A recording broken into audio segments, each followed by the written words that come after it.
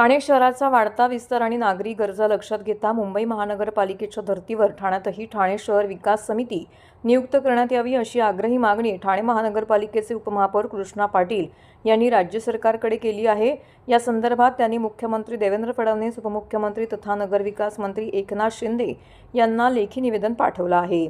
पारदर्शक विकासासाठी समितीची गरज पत्राद्वारे उपमहापौर कृष्णा पाटील यांनी शासनाचे लक्ष वेधलं की ठाणे शहर सध्या झपाट्याने विस्तारत असून महानगराच्या समस्याही तितक्याच जटिल होत असून केवळ सिमेंट काँक्रीटची जंगले न उभारता शहराचा विकास सर्वसामान्य ठाणेकरांना केंद्रस्थानी ठेवून होणं आवश्यक आहे।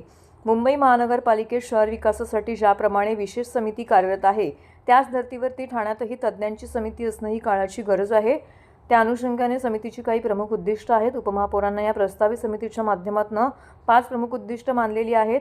विकास आराखडा नियंत्रण, शहराच्या डेव्हलपमेंट प्लॅनवर बारीक लक्ष ठेवून त्याची पारदर्शक अंमलबजावणी करणे, बिल्डर धार्जिण्यांना निर्णयांना चाप लावून सर्वसामान्यांच्या हिताची गृहनिर्माण धोरणं राबवणे, शहर विकास विभागातील भ्रष्टाचाराला लगाम लावून कामात पारदर्शकता आणणे, अनधिकृत बांधकामे, फेरीवाल्यांचे अतिक्रमण आणि वाहतूक कोंडी यांसारख्या समस्यावरती कायमस्वरूपी उपाय शोधणे, नागरी सोयी सुविधांचा दर्जा सुधारून ठाणेकरांचे जीवनमान उंचावण्यावरती भर देणे, राज्य सरकारकडे सकारात्मक निर्णयाची अपेक्षा। ठाणे हे सर्वांच्या जिव्हाळ्याचे शहर असून शहर विकास विभागाकडून दर्जेदार आणि नियोजनबद्ध काम करून घेण्यासाठी अशा तज्ज्ञ समितीची भूमिका निर्णायक ठरेल असा विश्वास उपमहापौर कृष्णा पाटील यांनी व्यक्त केला आहे। मुंबई महानगरपालिकेमध्ये शहर विकास कमिटी आहे।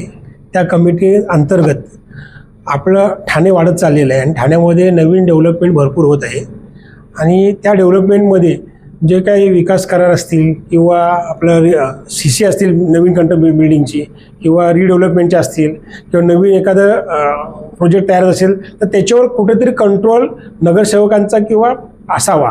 हे फक्त आपल्या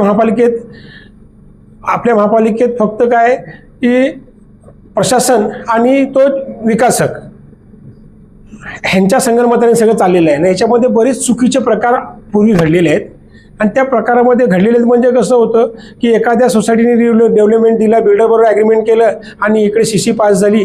CC झाल्यानंतर तिचा असतो 36 महिन्यात किंवा 40 महिन्यामध्ये क्लिअर करा, आपण ते 5-5 वर्ष 10-10 वर्ष झाली त्यांची काय CC होत नाहीत।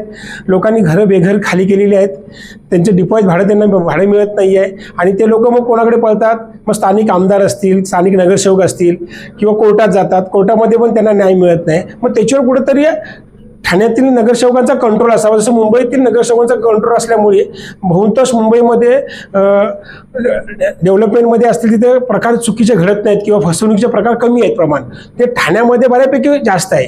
तर मला असं वाटतं की ठाण्यामध्ये जर ही विकास सुधारणा कमिटी आली आणि त्याच्यावरती नगरसेवक तज्ज्ञ त्याच्यावर अपॉइंटमेंट केले गेले मुंबईच्या धर्तीवर, तर तिथे एक प्रकारे प्रशासक आणि लोकांनी निवडून दिलेली ट्रस्टी लोक म्हणा किंवा नगरसेवक ह्यांचा आणि त्या प्रत्येक प्रोजेक्टवरती कंट्रोल राहील आणि त्या कंट्रोलनुसार उद्या भविष्यात आरक्षित भूखंड असतील किंवा 25% महापालिकेला त्यातून ते देणं लागतं, मग त्याच्यावर मैदानं तयार करता येतील, एखादी क्रीडा संकुलं तयार करता येतील किंवा हॉस्पिटल्स असतील, तर ह्याच्यावरती कुठेतरी महापालिकेच्या नगरसेवकाचा कंट्रोल राहील।